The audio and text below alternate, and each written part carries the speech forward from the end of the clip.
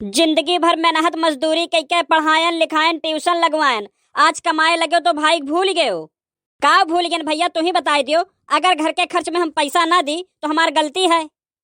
अब 1 रुपया नहीं दी है, आज से सब बंद। तू ही तो बवाले की है, जब से आई है घर का नर्क बनाई दिए है। हाँ हाँ, हमरे आवे से पहले स्वर्ग रहा। हम जब से आई गए तब से सबके छाते सांप लौटे लाग कि अब तो आई गया है, अब तो एक पैसा के हिसाब लेबे करी। अरे एक दुल्हन बहुरिया हमहू रहन, आज तक अपने मर्दे से 1 रुपया के हिसाब नहीं लेहन, और तुम्हें बहुत मुनीम बनाए के शौक चढ़ा है।